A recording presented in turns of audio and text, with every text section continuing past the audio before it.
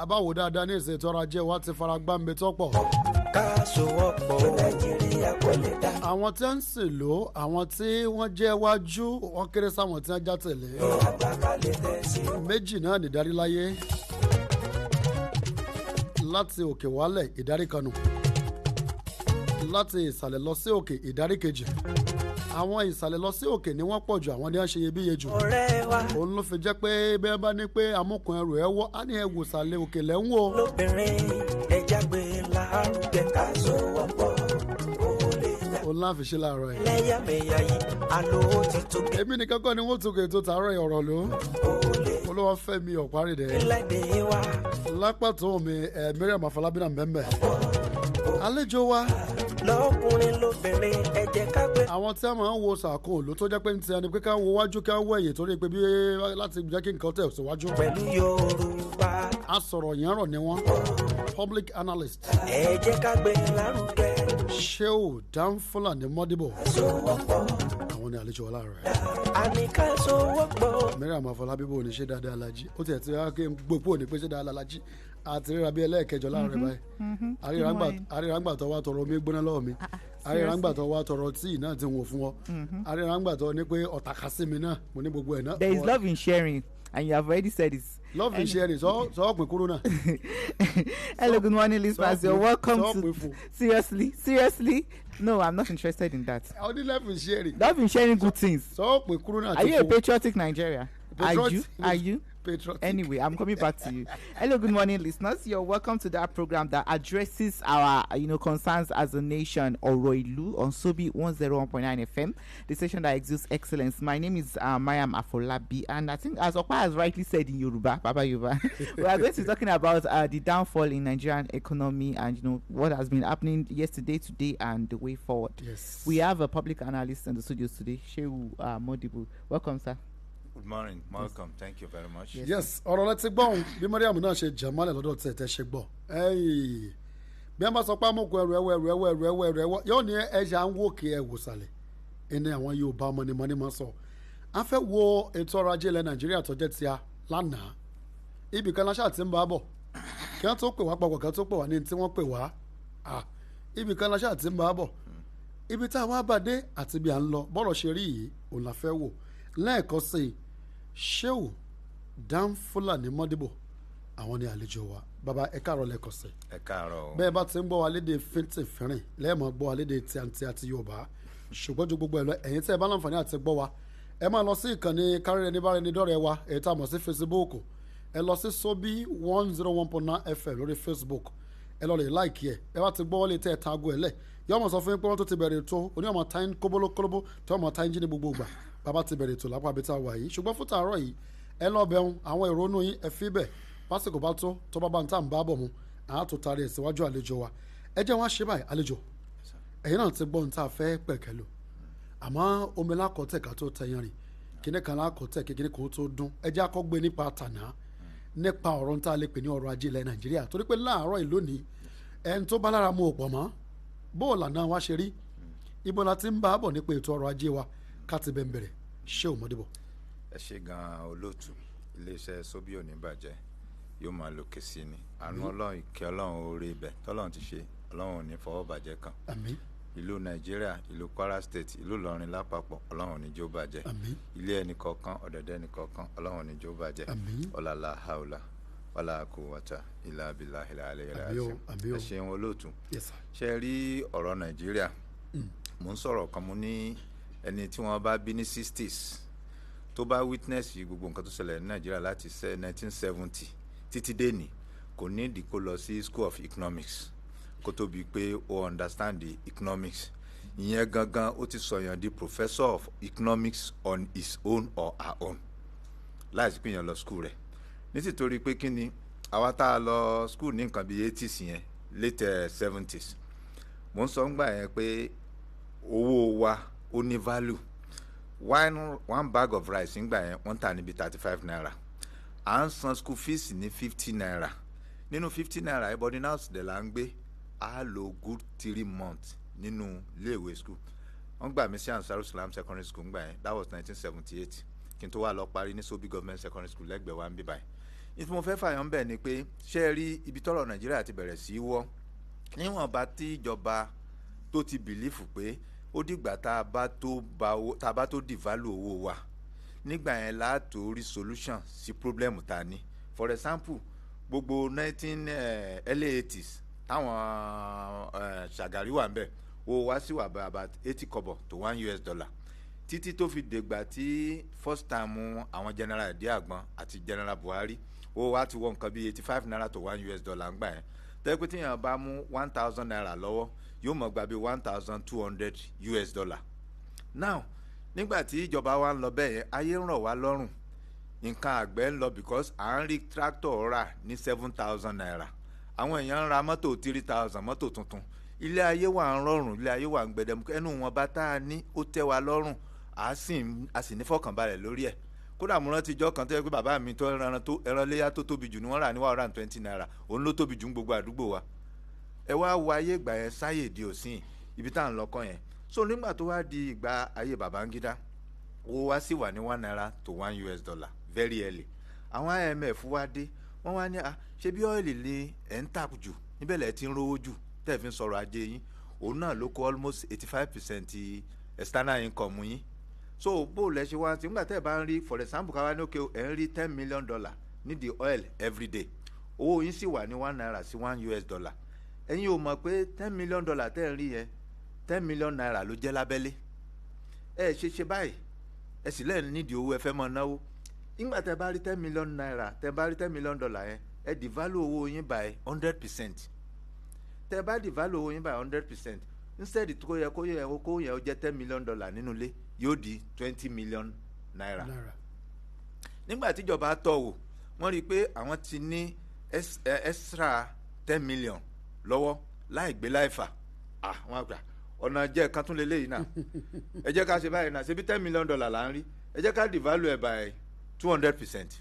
nígbà tán devalue ẹ̀ by 200% instead kó yẹ kó fún wọn ní $10 million ó fún wọn ní $30 million.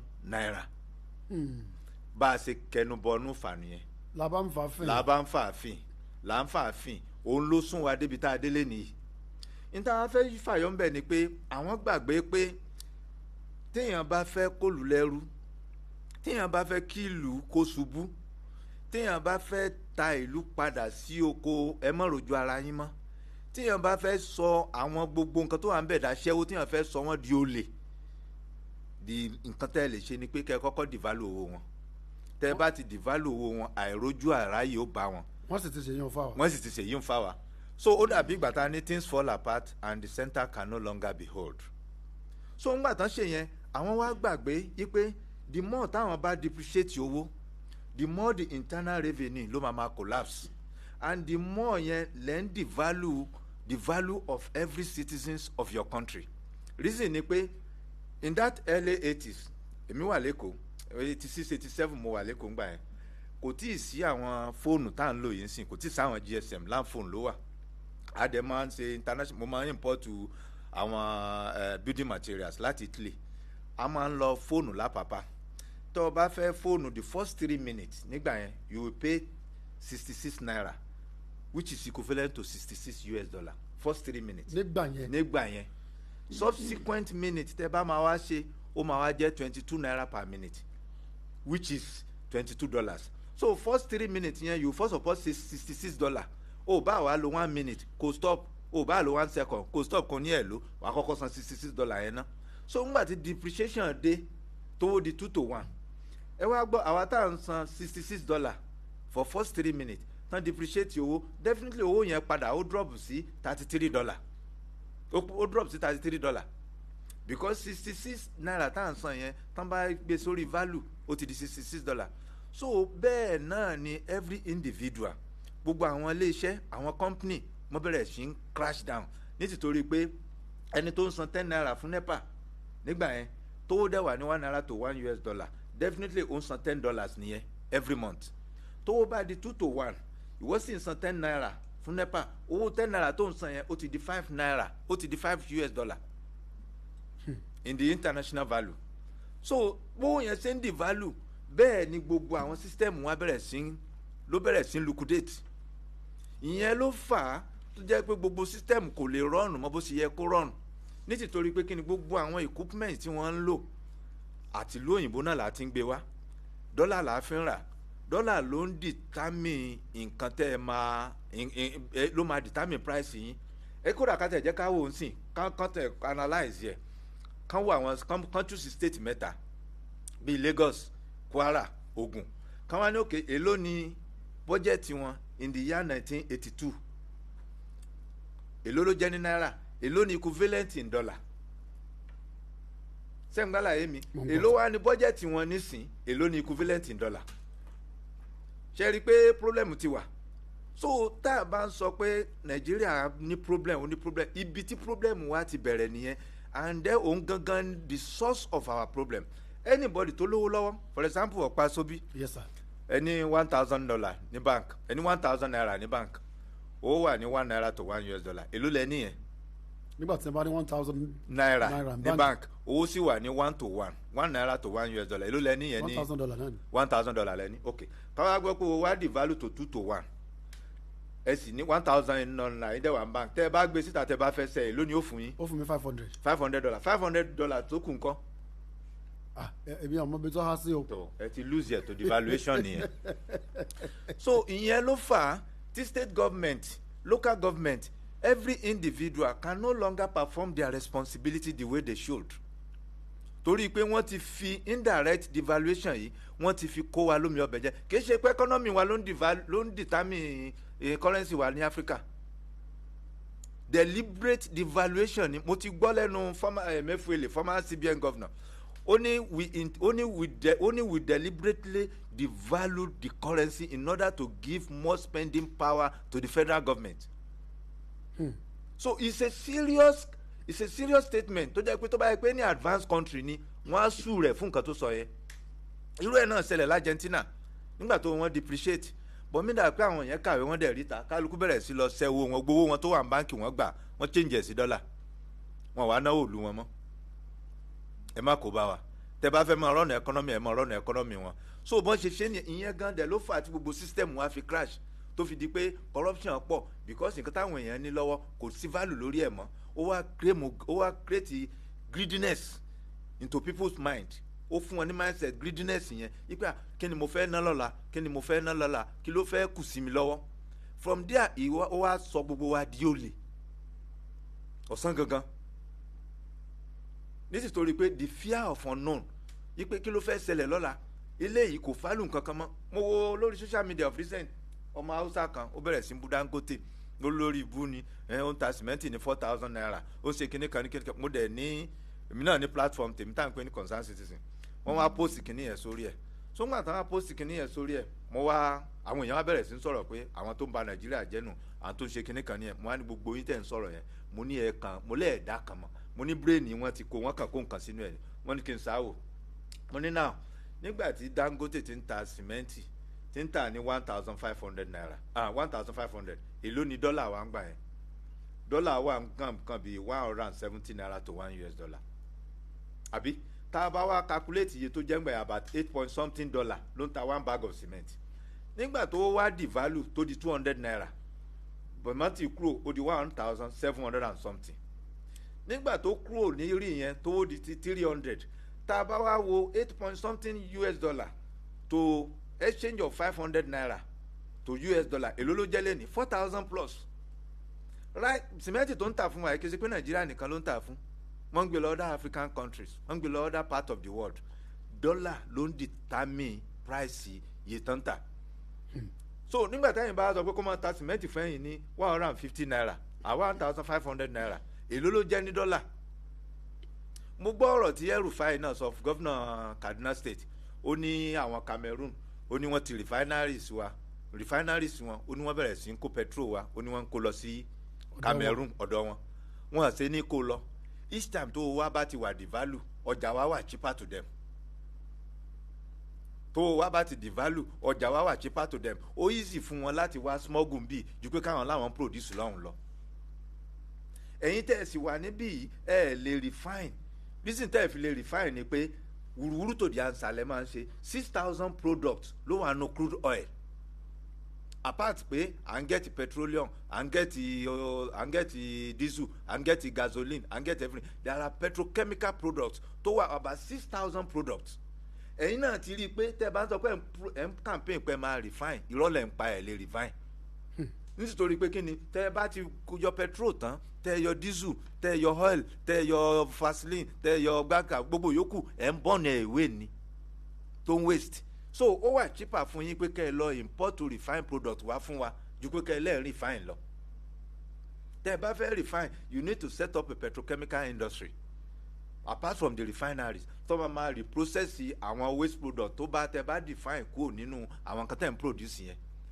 ṣẹ́wàá kó crude oil wọlé tẹ́ refine nǹkan 5 nínú nǹkan 6,000 tẹ́ wá bọ́ọ̀nù 5,900 and something product away.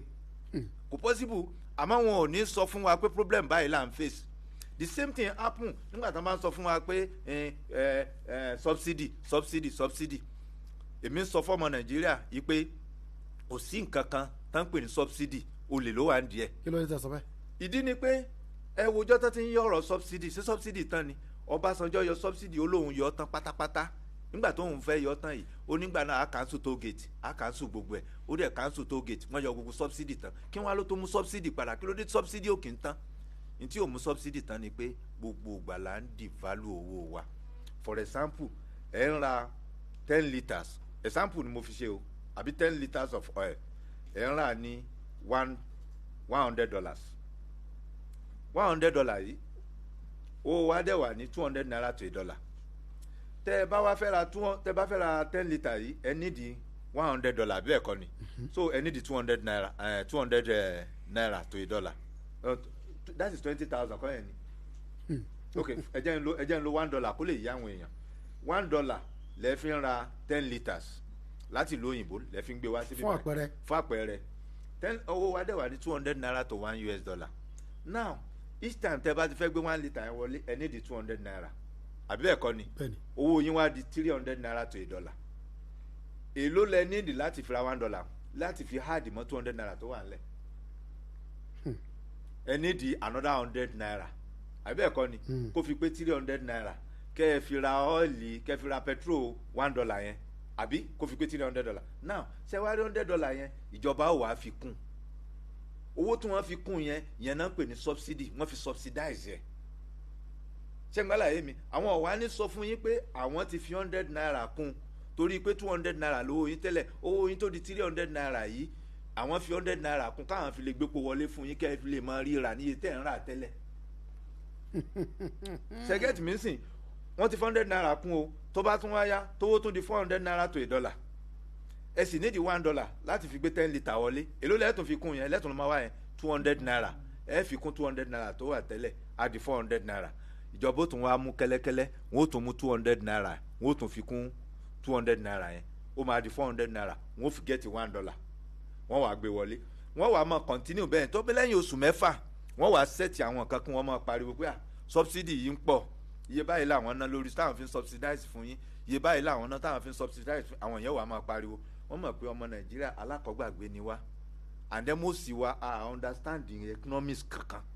a kàn gbà pé tẹ́nìkan bá ti ń pariwo káà kàn náà bọ̀ síbẹ̀ káà náà kàn máa pariwo ni. a ní béèrè lọ́wọ́ ara wa pé ariwo tá à ń pa yìí kí ni sọ́ọ̀sì ẹ̀.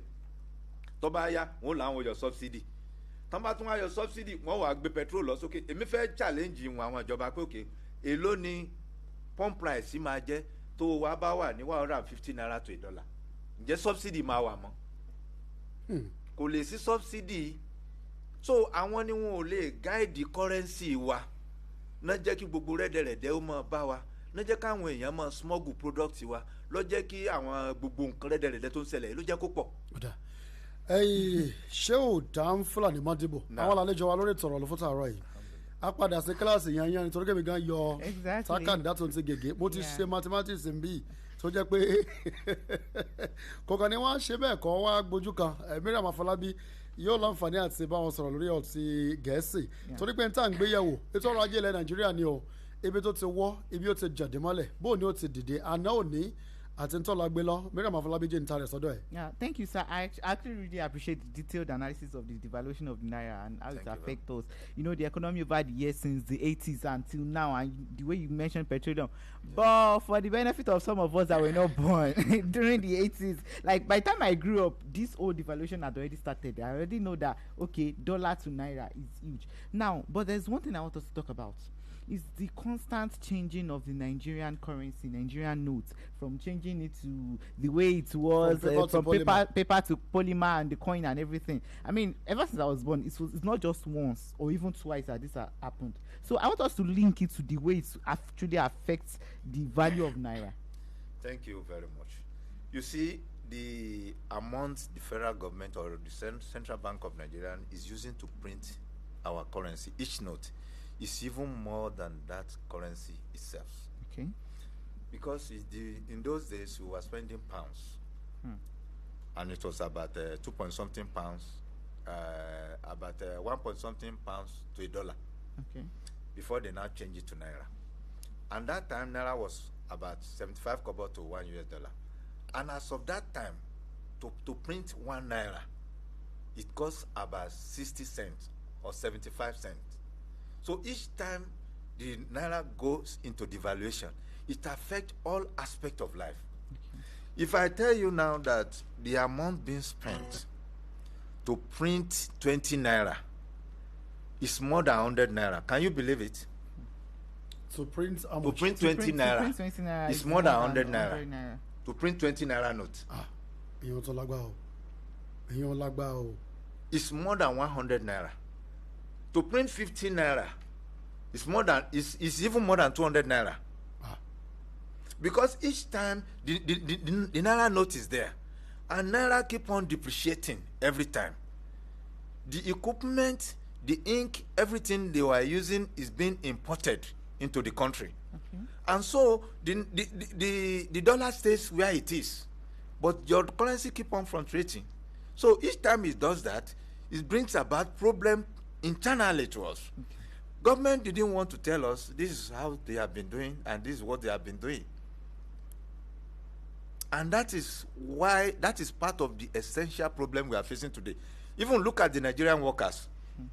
I can't imagine a whole Nigerian workers, they cannot sit down and analyze the problem they are facing. 40 years ago, they were collecting $120 as minimum wage at the rate of about 80 naira at the minimum wage. That 80 naira then is about $120. Now, after 40 years, government now promised you they will be giving you 30,000 naira. How much is that? Equivalent to dollar. How much is that in US dollar? Less than $50. After 40 years. And before they now gave you that, and the exchange was 200 naira at that time, and before they now even started giving you that 30 naira, the exchange has gone to 500 naira. It means what they have not given you, they've already taken it in your life. You know, and I'm also actually curious as to why, going back to this reprinting of money, yes, why do we have to do that? Because at least, even if we've not visited this country, we see movies where someone will say, okay, this dollar, I've had this for like 40 years. It can't happen in Nigeria. If you keep money too much and, you know, something that they even keep reprinting, you just... So what exactly is pushing them to keep reprinting money? We have to keep reprinting money because we have some old currencies that has to go out of circulations. There are need for new money to come into circulation. The population is increasing every time. Money has to exchange hands in hands. It is now that we started practicing electronic transaction that now reduce the printing of the money. And that is why government is trying to encourage printing electronic transaction so that money will stop floating here and there. But there is no how we will not print money. But this money, we cannot print it on our own. We don't have enough technology to do that. Most everything is imported. Most everything is imported. Even if we are printing it here, definitely the machine has to come from there.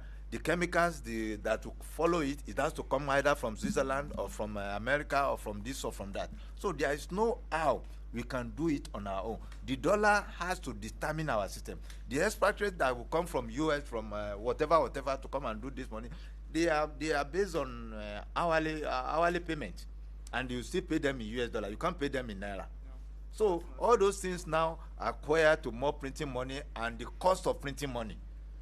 And when formerly we were printing outside, there is a lot of money you have to spend. Maybe on 1,000 naira, you have to pull like 2,500 to print 1,000 naira. So are we now gaining or we are losing? Exactly, that's my so point. That we are not losing, we are not gaining, we are losing. And what brought about that is still the same devaluation. Had it been our money has value, like 1 naira to a US dollar, and we are printing 1 naira with 2 cents, it means we are not losing. We still have the gap. But government will not want to tell you this is the main problem we are facing. And this issue of all the problems we have, that is the root, and that is the cause of all our problems. Okay. Thank you. Thank you, sir. Actually, I can derive something from what you said, that we most of the time we don't even know the genesis of our problem. Most of us don't. Wàláì ọ̀rọ̀ gidigidi láti fi gbogbo ara gbọ́ láàárọ̀ yìí. Gẹ́gẹ́ bẹ́ẹ̀ ṣe láǹfààní àti tẹ̀lé wa bọ̀ lórí ètò ọ̀rọ̀ ló láti ìkànnì Sobi 101.9 fún tààrọ̀ yìí. Àlejò wa lẹ́ẹ̀kan ṣe ṣé òdàm Fúlàní Mọ́dìbò. Àwọn náà ti máa wá gbọ̀n yẹ́bẹ́yẹ́bẹ́ ibi tó yẹ wọ́n ti kù wọ́n kù ibi wọ́n ti wọ́n gé kẹ́ tó so wọ́n tó so. Àdánlá kọ́kọ́ ń wò yìí níbi àti ń bá bọ̀ torí pé ẹni tí ọba arọ́nà àbáyọ ó gbọ́dọ̀ mọ ibi títí ń bọ̀ ńlá fi ní ká wo àná pé bó ló ti á jẹ́ ètò ọrọ̀ ajé wo rí báyìí tẹ́lẹ̀ wọ́n fi ń yan gàn nílẹ̀ adúláwọ̀ ó sì adilẹ̀ kan náà lọ́ba díẹ̀ dìmọ́lẹ̀ ní ọba lè mú tẹ̀síwájú mọ́ kí ni ó fà tó fi bẹ́ẹ̀ ibi abára wa yìí bó láti pò ń bẹ́ẹ̀ tá ìnàró dìde ibẹ̀ làwa ń lọ ní ìsìn bó bá ti di pé a bá ti gbọ́ròyìn tán láàrin ìṣẹ́jú méjì à á padà sórí ètò ọ̀rọ̀ ló láti ìkànnì Sobi FM tí ní pé gbogbo ẹ̀yin tí ẹ̀ láǹfààní àti gbọ́ wa ń lé ẹ máa lọ sórí ìkànnì kárí ìbáraẹnidọ́rẹ̀ wa tàmọ̀ sí Facebook ẹ lọ sí Sobi 101.9 FM lórí Facebook tàbí kẹ́ ẹ máa fi àwọn èrò inú yín kẹ́ ẹ máa fi sọwọ́ síbẹ̀ hùn á máa kà fàlejò wa tí wọ́n máa gbọ́ pásìkò bá sì tó náà aṣojú òpó lẹ́fẹ̀yìn tẹ̀ ń bẹ́ẹ̀ láti béèrè béèrè lọ́wọ́ wọn tàbí láti ṣàfikún tí ń bá bọ̀ lórí ètò ọ̀rọ̀ ló fún tààrọ̀ yìí láàrin ìṣẹ́jú kan sí méjì ẹ já lọ sókè lọ́hùn ká lọ wo àwọn òròyìn wa tá à ń dọdẹ ànípẹ́ padà dé.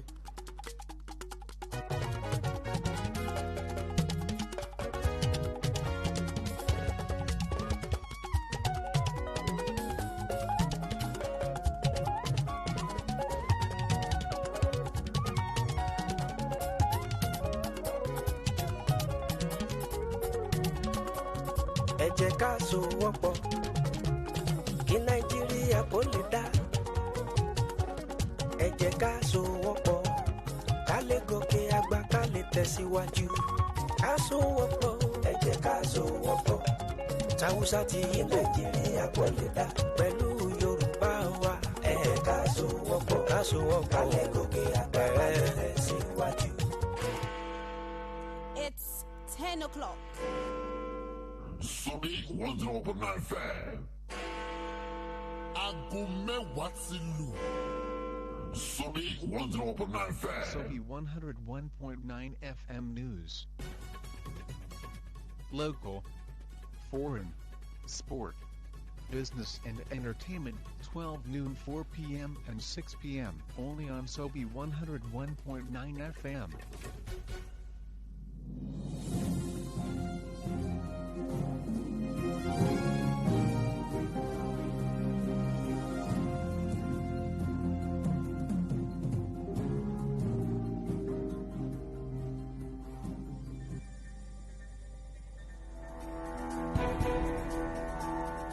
It's 10 o'clock. Hello, good morning, and welcome to News Flex at 10. Here are some of the developing stories we are monitoring at the moment. Federal government says ASU, NMA not recognize labor unions. PDP governors ask President Muhammadu Buhari to restructure Nigerian security architecture. Tells National Assembly to override President Buhari or delete contentious area electoral bill. APC governors propose 26th of February for National Convention. APC releases timetable for by-elections in Cross River, Imo, Ondo, Plateau. Governor Bello Matawale gives reasons why banditry will not end soon in Zamfara.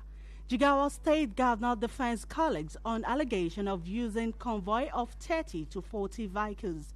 Ohaneze Indigbo solicitates support from Arewa Forum for 2023 presidential bid. UK declined Kano's request as observers at trial. On the foreign scene, South Africa's President Ramaphosa defends judges after minister's comment. United United Kingdom gives Ukraine anti-tank weapon as Canada sends special forces. United States Airlines CEOs warns of looming catastrophic crisis over 5G. And in sports, Okpara attributes NFF's poor relationship with Napoli behind Osimhen's absence at AFCON 2021. For details of these and more, join us in our subsequent bulletins. Good morning.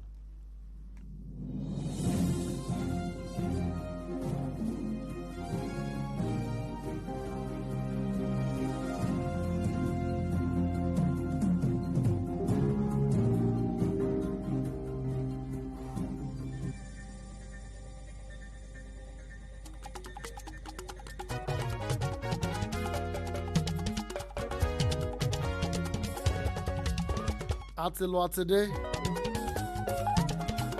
àwọn òròyìn tá à ń dọ́dẹ́ nìkan la lọ ṣe bẹ́ẹ̀ la lọ wò níbi tá a ti lọ wò wọ́n ẹ máa gbọ́ wọn nínú àwọn òròyìn wa tí bá ń bọ̀ lọ́ọ̀kan ká padà síbi tá a ti go kẹ̀kẹ́ ọ̀rọ̀ bọ̀ ètò wa ètò ọ̀rọ̀ ló láti ìkànnì sóbí 101.9 fún tààrà àlejò wa ṣéun dáńfúlà ní mọ́dìbò ọ̀rọ̀ nípa ètò ọrọ̀ ajé ilẹ̀ nàìjíríà là ń gbéyàwó ní kọ̀ọ̀kẹ́ jẹ̀jẹ̀ a sì ń kọ́ ní tó pọ̀ láàárọ̀ yìí torí pé àwọn tó ń bẹ wájú wa wọ́n ń dálẹ̀ fún alédè tí a tó yí a dáadáa òun la fi ń gbọ́ gbọ́lágbọ́ yìí láàárọ̀ yìí a ti wọ àná rẹpẹtẹ ẹ jẹ́ wá wo ètò ọrọ̀ ajé wa lónìí kálí mọ́bí tọ́lá ń lọ pásítọ̀ ẹ̀ bá tó aṣojú òpólẹ̀ fún yín àlejò wa lẹ́ẹ̀kọ́ sí ṣéò dánfúlàní ẹ káàbọ̀ lẹ́ẹ̀kọ́ sí bá a ti wá ń bá bọ̀ ẹ ti sọ tó pọ̀ fún wa nípa àná nàìjíríà àti ètò ọrọ̀ ajé wa ṣùgbọ́n kí n tó lọ síbi tá a ti máa gbà pé àwọn èèyàn kẹ́yìn náà tó sọ tẹ́ ẹ sọ tó pọ̀ àwọn kan máa sọ nǹkan kan ẹ ti sọ̀rọ̀ devaluation ẹ ti sọ tó pọ̀ ṣùgbọ́n àwọn kan máa sọ nǹkan kan pé àwọn orílẹ̀-èdè tí ó bá ga orílẹ̀-èdè tí ó bá nítumọ̀ tí ó gbòòrò pé kò ní máa gba àwọn owó ilẹ̀ òkèrè kọ́ máa ń na yàfùyàfù nílẹ̀ tiẹ̀ fàpẹ̀rẹ̀ ẹ rí i pé lọ́pọ̀ nínú nàìjíríà àwọn ọmọ nàìjíríà ní létà jọ wáyé ẹlòmíì gan ò lo náírà láti máa fi ṣe káràkátà dọ́là lẹ́ẹ̀rí lọ́wọ́ wọn pound sterling owó United Kingdom lẹ́ẹ̀rí lọ́wọ́ wọn kí ni tó lè mú bá wa lódì kejì àbí ṣé kò ní ìtumọ̀ kankan nípa ètò ọrọ̀ ajé kò ní tí ó kó bá.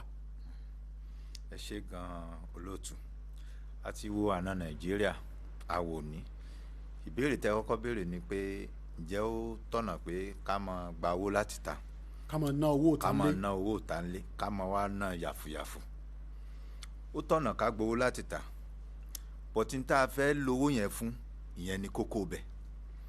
mo jẹ́ ẹnìkan tó strong nínú APC nínú BF2 Balógun Fúlàní Ward 2 adẹ̀sojúṣe wa mo dẹ̀ ti ìjọba Buhari mo fẹ́ràn rẹ̀ mo dẹ̀ ti lẹ́yìn àmọ́ àwọn ìgbésẹ̀ tá à ń gbé èròǹgbà tó dáa ni ìjọba ní àmọ́ ìgbésẹ̀ tí wọ́n ń gbé wrong side ni wọ́n ń gbé lé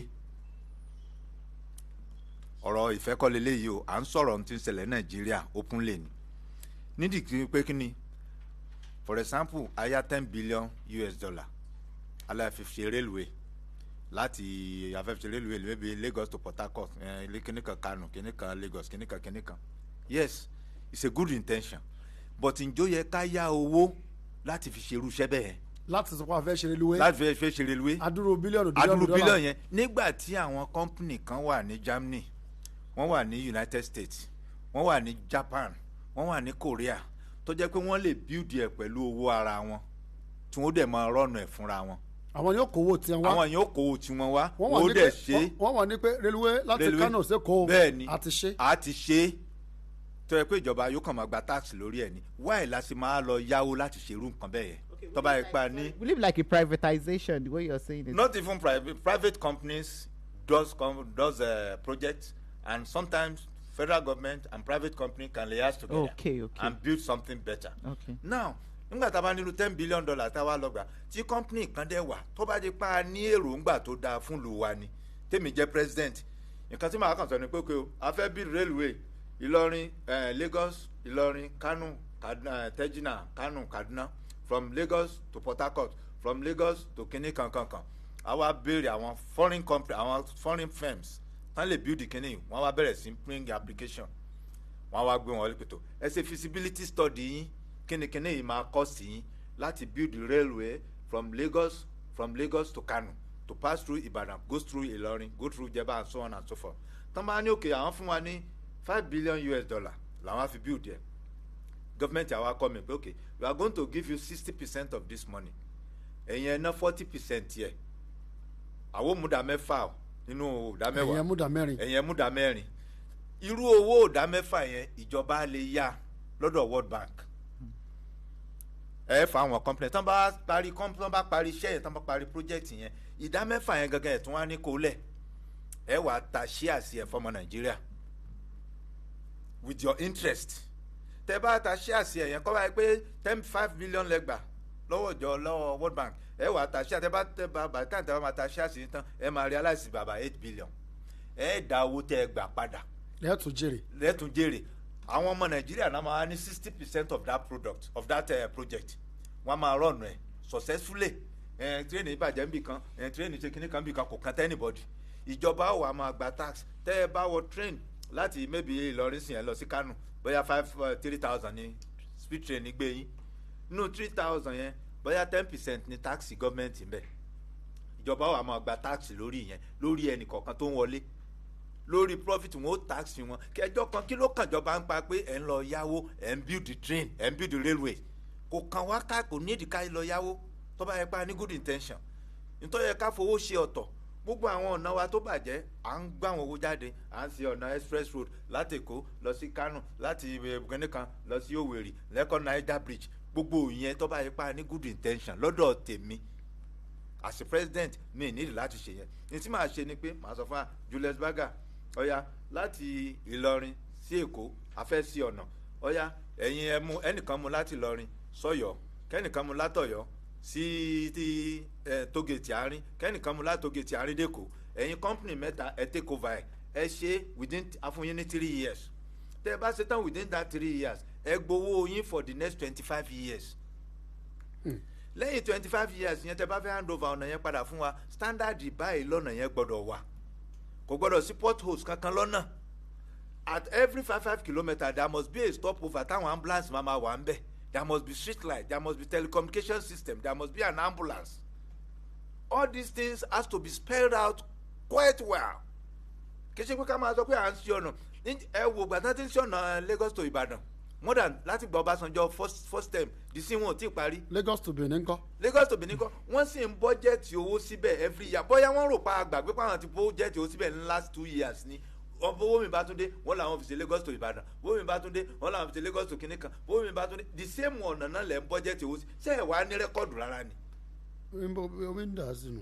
so tá a bá wá ṣe gbogbo yẹn gbogbo àwọn ọ̀nà highways wa yẹn federal highways ká pín fáwọn contractors bọ́n ṣe ṣe ní Indonesia nìyẹn I was in Indonesia I was in Malaysia I was in Singapore mo ti travel many way bọ́n ṣe ṣe ni a need láti mú owó wa pààlà ń build ọ̀nà ok ẹni tó fẹ́ lọ sí Abuja ń sìn tó wá sanwó tó gate 500 naira tó dé tọ́nà yẹn dẹ̀ smooth dáadáa tó dé Jẹ́bà tó dé Lọ́kọ́jà tó san 500 naira tó fẹ́ wà Abuja tó san 500 sínú rẹ̀ ò ní dùn ẹ̀ dákun bọ́nà ṣe wá rí ń sìn sí nǹkan tí ìyà tí mọ́tò ó jẹ epo tí mọ́tò ó lò ṣé kò ní ju 2,000 naira lọ́kọ́ tó dé Abuja ẹ wo stress ẹ wo problem tó wà ń díẹ̀ so níwọ̀nba àgbà tá a bá ti ń take a wrong step at a wrong time we will never get it right èmi dẹ̀ mọ̀ sọ kínní kan mo ní a máa ń sọ̀rọ̀ ni kọ́lọ́hún ṣàánú wa kọ́lọ́hún pẹ̀lú wa mo ní ọlọ́hún ò ní ṣàánú anybody ẹ̀yin lẹ́sẹ̀ nu ara yín because God will not do for anybody what you supposed to do for yourself.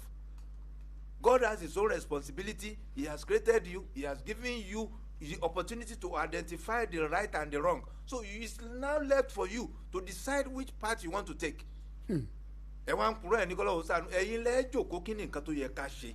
Ní so ọjọ́ èní tá a wà yìí àwọn step tá à ń take tá a rò pé bóyá àwọn step tó lè mú wa survive ni àwọn wrong step là ń take àwọn owó tá à ń gbà yẹn à ń ná síbi tí ò yẹ ká máa ná sí a sì ń gbégbèsè tí ò yẹ ká máa gbé. iṣẹ́ ní ṣé ìbọ̀dìbò èyí tẹ́ ẹ bó lójú láàárọ̀ yìí àwọn yẹn ti débi ohun àwọn tẹ́ ń bẹ lórí Facebook ohun ni à ń ṣe àwọn tẹ́ ń bẹ lórí àwọn social media wa ohun ni à ń ṣe ohun tí wọ́n sì ń ṣe ni pé àwọn ti gbọ́n táwọn ò tiẹ̀ gbọ́ tẹ́lẹ̀ àwọn ti rí táwọn ò rí tẹ́lẹ̀ ṣùgbọ́n ìbéèrè wọn ìbéèrè kan náà gbogbo ẹ̀ màá kàn ká kún àwọn tẹ́ ń béèrè ni lásìkò ẹ̀ bá tó Mariam Afolabi díẹ̀ dẹ́pọ̀ àsọdọ̀ ẹ̀. Okay, like talking about the issue of whom, and yeah, I think we've moved away from yesterday and now we are on talking about today. So now the issue of land border I would like us to talk about, because there are two things I want us to talk about. Talking about what is happening in our economy today. Let's first talk about the issue of land border. It will be recalled that a few years ago, President Muhammadu Buhari ordered the partial closure of land borders, some borders, as a result of insecurity. But now, it also affects economy. I want us to talk about how it affected us.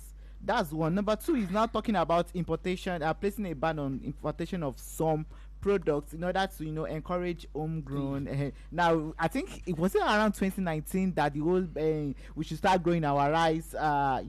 It's encouraged our farmers. And whether we like it or not, most of us are now eating locally made rice. But during that period, it affected our economy a lot. So I want to talk about how the ban of importation of goods affects our economy and also the closing of our land borders. Thank you very much. Nigerians, we are very rugged. And if truly our leaders understand us very well, we are the most easiest people to rule in the world. All these things that are happening here, they can't try it in the Middle East. They can't try it in the Asia. They can't try it in Europe. They'll start firing anybody anyhow. But we are law-abiding citizens. What we need is the right leader who will put us at the right channels, and everybody will queue on the line. We don't have mind for trouble. We want to live, we want to enjoy. Nobody wants to die. That's Nigeria for you. So it affects us directly, and indirectly it doesn't. When you look at it, federal government said we don't want importation of this, we don't want importation of that because of insecurity, this and that. Now, they are bringing in rice, they are bringing in other products, which we're supposed to be producing it here. Okay. But we find it very difficult to produce because the cost of machineries is too high due to the exchange rate. So that one has to do with my first answer, which I gave in terms of exchange rate. Okay. If the exchange rate is good, I can buy a tractor for 7,000 naira and start be a mechanized farming. But if to buy a tractor now, you need about 35,000 naira, 35 million or 25 million. Where will you get that? So, or you expect me to carry hoe and go to the farm and say I want to farm? It's not possible. So it's affecting us. We don't need to bring in rice, something like rice, because we have enough fertile land to do it here. But government's supposed to do one thing. There are places where they do mechanized farming in Europe, in Asia, in everything. Even all these Fulani herdsmen, whatever you said they should go and be doing what do you call it? Ranching, or what do you call it? Yes. Do they even have an idea of what ranching is all about? You said we should be growing rice. Do they even have idea on how to grow it in large quantity? Do they even have that idea? They're supposed to train some people, even school start. Even ordinary farmer that does not even goes beyond primary school can be trained in the farming level. Just the way Jonathan did to these people of his hometown. When they were busting pipes. The militants. Yes, the militants. When they took most of them to Dubai, took most of them to Asia, carry all these nomadic boys. Let them go and learn how to do ranching in Mexico. Let them spend 1 year there. Let them see how they do it. You just come on here and say, do ranching. Do they even have idea? They don't even know what you are talking about. So before we now say you want to ban, there must be a way. There must be a proper foundation before we start doing this. It's a good thing that we import that, but we don't need to close the border. We don't need to close the border if we are truly serious. Let us use about 5 of 10 immigration or custom as an example. Anybody that mess up with them, dismiss them, call the parade, on the parade, remove their clothes, give them native dress, and say them bye-bye. Let all the media take it. Let all the next time they will know what it's all about it.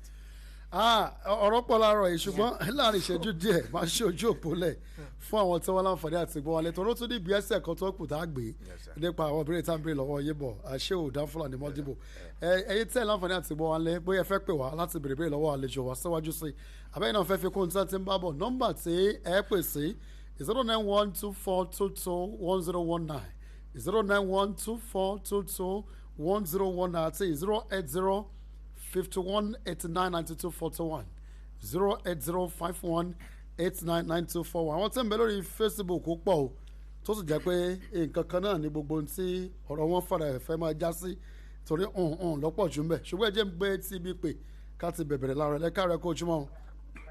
Hello, ẹ káàárọ̀. orúkọ yín láti bọ̀lẹ̀ ti pè yí.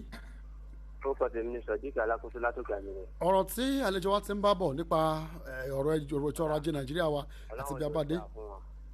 Ọlọ́run ò ní gba làákàyè wọn wọ́n ti ṣàlàyé fún wa yìí ìfúra inú mi sì wá dùn bọ̀dọ̀ wọ́n sọ̀rọ̀ kan ọ̀rọ̀ wọn lèmi ọ̀kan gbá ṣe pé ká máa ṣàdúrà a ní ìbírú wọn ní ìjọba Ọlọ́run ò yẹn ru wọn lágbára Ọlọ́run because ọ̀pọ̀lọpọ̀ àwọn míì náà máa tó mọ̀ yìí bọ̀dọ̀ bá ti débẹ̀ tán problem ta nínú pẹ̀lú ògo Ọlọ́run irú wọn Ọlọ́run ò yẹn wọn sáṣíwájú ẹ̀kú ètò. ẹ ṣé ẹ̀lẹ́ káàárọ̀ o. ẹ̀lẹ́ káàárọ̀. orúkọ yín láti bẹ̀rẹ̀ sí pẹ̀ wáyé. comrade galba bravo láti sọ̀rọ̀. yes sir. ẹni tí ẹgbẹ́ wa yìí onílàákà ẹ̀pọ̀ yìí wàláhì wọ́n jẹ́ kí èmi yìí ké mọ nǹkan tí mọ̀ nínú ẹ̀kọ́nọ́mì ẹ dákúrú àwọn báyìí wọ́n tún kù ní Ìlọrin ànàjẹ́ dákun bá pé wa kọ́ mọ yìnyín ẹ̀fọ́ ó jẹ́ kó yẹ wa ní ti gbé dọ́là gangan tí wọ́n ń dìbàlù kọ́rẹ́ǹtì wa gangan ní major problem wa àwa nídìrú àwọn báyìí local government dá councillor ni chairman ni kótó adéri gómìnà Ọlọ́run tún Nàìjíríà wá sí o lóṣù kan àti ìṣòwò ajé o ìrẹsì kankan ló ní bàjẹ́ o. ẹ ṣeun ẹ̀lẹ́ káàárọ̀ o. Hello. orúkọ yín láti bó sà. I'm Abdulaziz Abdulrazak. Okay, you're welcome on the program. What's your take? From Zango. All right, you're welcome. Let me try to appreciate the guest speaker. In fact, he has shed more light on a lot of things. So I want to talk on the issue of border. Our border is so porous these days. And if we want to discourage the importers, that is those who are importing some goods to Nigeria, there's need for government to firstly flog the market to ensure that there is a control price. So that if at all they try to bring something into the country, so if they think or at the end of the day they realize that the profit is not encouraging, no, that will discourage those importers. So I think the government needs to do something called price ceiling or price control to ensure that everything, so that at the end of the day, the local industry will be encouraged. So that is my. All right, thank you. ẹ ṣé gan.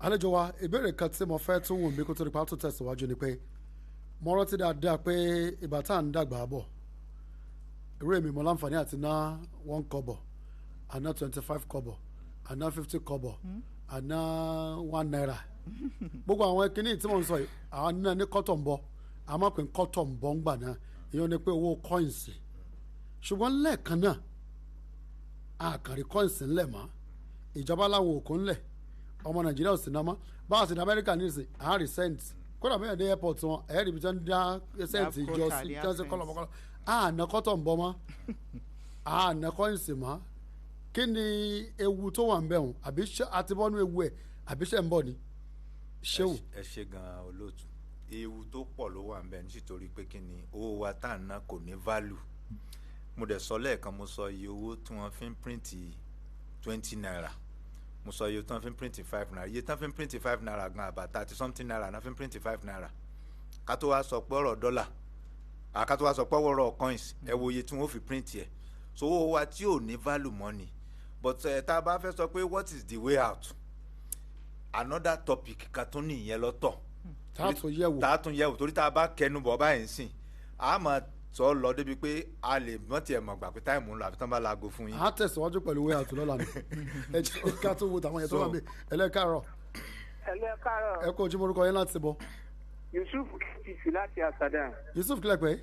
Yusuf KPC láti Asadam. àlejò wa ti sọ̀rọ̀ tó pọ̀ ebile náà fẹ́ gbẹnu síbẹ̀. ṣe rí irú àwọn èèyàn báyìí kọ́lá ìka tí wọ́n sọ yẹjọ́ ẹ bá wa rìkọ́dì ẹ̀ kalẹ̀ kí wọ́n bá wa máa jù sórí social media kí àwa náà lè máa share rẹ̀. àwọn ọlọ́pọlọ pípé pọ̀ ní Kwara so tí mo gbàgbọ́ bá fi irú wọn jẹ president kò sáburú ń bẹ̀ ọ́ gbọ́dọ̀ bá fi àbíkàṣẹ gbé wọn lọ sí CBN ká fi wọn jẹ CBN governor ọpọlọ yìí ti pọ̀ jù irú ọpọlọ yìí kò wá yẹ kó lọ bẹ́ẹ̀ ẹ dákun ìrànlọ́wọ́ tẹ́ bá ṣe fún wa tí ọpọlọ yóò fi ní lọ bẹ́ẹ̀ tábì tún máa rí àǹfààní bẹ́ẹ̀ jẹ́. ọ̀dà kò sí wàhálà a tún tẹ̀síwájú láàárọ̀ lálágbára He's náà. already on our social media. You can always get it. ẹ bá ti lórí Facebook wa ẹ lọ sí sobi 101.9 fm lórí Facebook ẹ rí mbẹ bá ti ń ṣe lọ a bá sì parí ẹ náà ẹ kàn tẹ síbẹ̀ pé ọ̀rọ̀ ìlú yóò gbọ́ ọ̀rọ̀ ìlú tó pọ̀ wá fún yín ẹ mú tòní ẹ lè máa ṣe ẹ̀ káàkiri àwọn èèyàn tẹ́ mẹ́mí jẹ́ ń wo àwọn ìtọ́jú lórí Facebook jẹ́ Abdulrauf Yusuf Akande wọ́n ní mo sọ pé òun lọ́pọ̀ jù bẹ́ẹ̀ wọ́n ní this is true Nigerian economy history. It's not good at all. We are just flying and landing in one way. Please, Opa, help me ask the man, how can I join his platform? Ashwaju Abdulaziz Olarewaju says, Assalamu alaikum. My warm greetings to Sheikh Modibo and the presenters.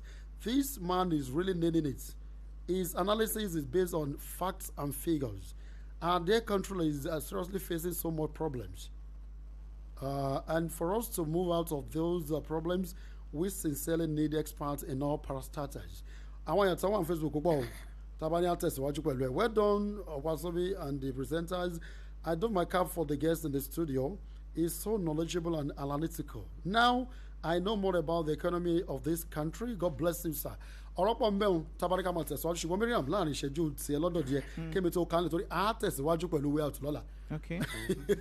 bóyá oníbèrè mi àbíkáwọ̀ àwọn èèyàn ti bẹ́ẹ̀ lé. Let me read some comments here on Facebook. ọkà ní sùúrù ẹlẹ́kàrọ̀. ẹ káàárọ̀ ẹ kú ètò. orúkọ yín láti bọ̀. ọlá ló ń sọ̀rọ̀ láti lọrin. ọ̀rọ̀ àjálẹ̀jọ wa ti ń bá bọ̀ nípa ọrọ̀ ajé wa yìí àti bíjọba dé.